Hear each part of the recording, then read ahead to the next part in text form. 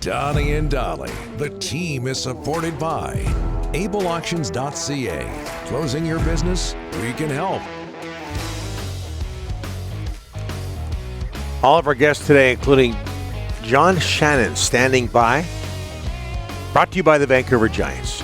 Giants would like to thank their fans for their support this season at the LEC and can't wait to welcome them back for 2023-2024. Get your season tickets for next year now at vancouvergiants.com/season tickets. Before we get to John, Delaney's OK Tire and Langley inbox. John will know what we're talking about here, or what Tony in Abbotsford is talking about. Why has this turned into a Maple Leaf show the last month? Nobody out here cares. And if we wanted to hear about them, we'd tune in to Sportsnet and or TSN. They made big news today. It's in the big world news. How can we not talk about Brad Treliving as the new GM? Well, it was a lot of fun today, given the Kyle Dubas situation as well. Yeah. Here to talk about that and more, NHL analyst, co-host of the Bob McCown podcast, John Shannon. John, thanks for doing this. How are you, sir? Doing great. Here's how we solve that problem for Tony. Let's just talk about Brad as the kid from Penticton. There you go. Yeah. And just say, well, the kid from Penticton's got a job with the team in Toronto now. And, exactly. And don't use his name. Just say the guy that was between Skaha and Okanagan Lake. Yeah. Says the kid. Says it that way. So Says the kid from Oliver. That's right. All sorts. Brad used to deliver pizza to my grandmother's house. Stop it! Wow, really? Oh yeah. Oh sure, absolutely. And you knew then that he would one day be the GM of the Toronto Maple Leafs. John, what about the situation today where Kyle Dubas, the announcement comes out half an hour about him becoming boss of the Pittsburgh Penguins, half an hour before the Treliving press conference? You think there's was that something planned or just coincidental? I think it was more coincidental. And by the way, Washington hired their new coach today too, Spencer Carberry. Right. Yeah. They announced him today. Another BC boy, but we don't want to talk too much about the Caps, so it's okay. The thing is that there is an unofficial, informal note from the commissioner to say, please make sure if you're doing major changes to your rosters and to your front office, don't do them during the Stanley Cup final. Tomorrow is media day in Vegas, so they don't want any distractions from the group of people that are getting ready for Florida and Vegas to play the Stanley Cup final on Saturday. Get it done today. So it's not a real deadline, but it was an unofficial deadline, I think, for both clubs, for all three clubs, in fact, to make an announcement if they wanted to do it before then. Otherwise, you have to wait until, maybe the 20th of June, and I don't think people wanted to do that. That makes way too much sense. I prefer the conspiracy, John. Hey, did the Leafs get it right with Brad Treliving? I think, yes.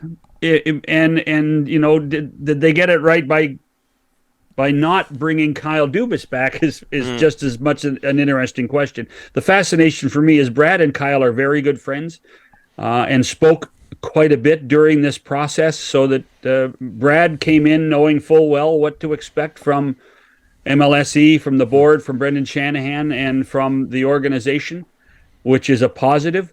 Brad is, I'm a Brad fan. Brad's a consensus builder. Brad is not afraid to make moves. Brad involves his staff.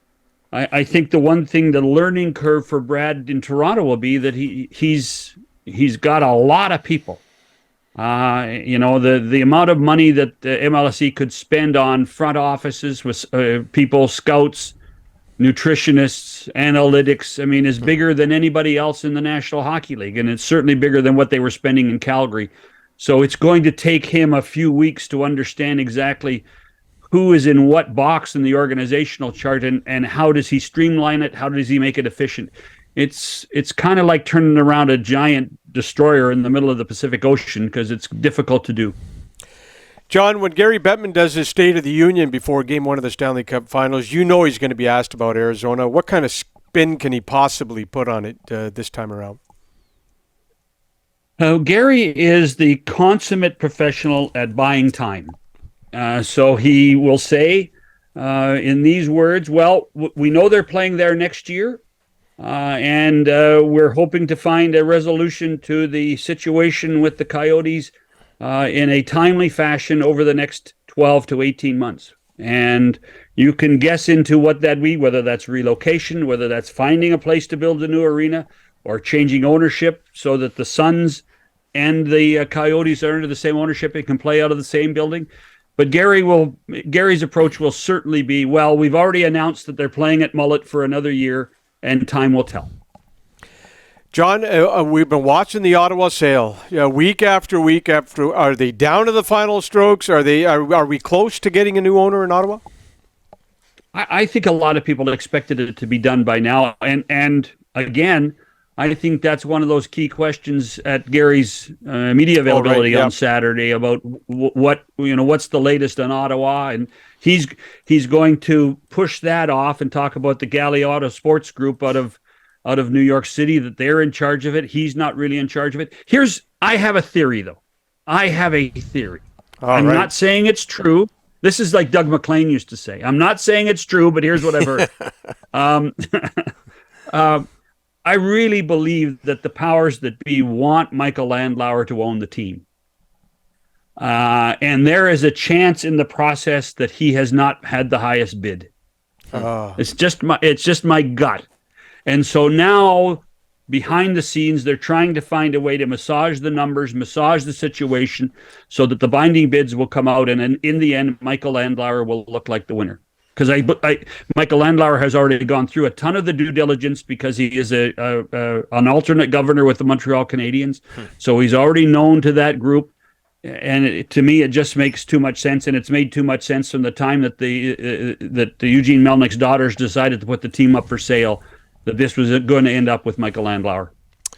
On the ice, John, Stanley Cup Final starts Saturday in Vegas. Knights versus Panthers. The Knights are favored, but can you overlook a Florida team that has knocked off the Bruins, Leafs, and Hurricanes? Not only knocked them off, but got progressively better and easier to do it. I mean, Boston in 7, Toronto in 5, Carolina in 4. Yeah. I don't think you can. And particularly if Sergei Bobrovsky can pick up where he was playing in the Carolina series after a 10-day layoff. There's a couple of guys that were probably nicked up, including Matt Tkachuk and Barkov, and the rest will have helped them. I think too many times, though, guys, maybe we took Florida for granted, but I think everybody's taken Vegas for granted. Right. I really do. No, you're right. Yeah. They are so deep. They are so fast. I think they have the best defense in hockey. Aiden Hill has played well, and he's played well enough playing behind that great defense. Yeah. And then the wild card in all this is Jack Eichel. Jack Eichel, who did not have a great series against Dallas, but was great against Edmonton. Can he be a difference maker at this level? So to me, I mean, I'm one of those guys that I favor Vegas. I understand why people are, propping up Florida, but I still think this is Vegas' series to win. Yeah, I agree, John. Thanks for doing this, sir. Have Appreciate a great it. weekend. Enjoy yourselves. Sorry about all the Toronto news. No, it's okay. You're forgiven because you're from Oliver. Yeah. And that story about the delivering pizza. Well, they hired a guy from Penticton. There you go. That's right. Perfect. Localized it. Thanks, John. Appreciate it. Cheers. John Shannon from the Bob McCown podcast.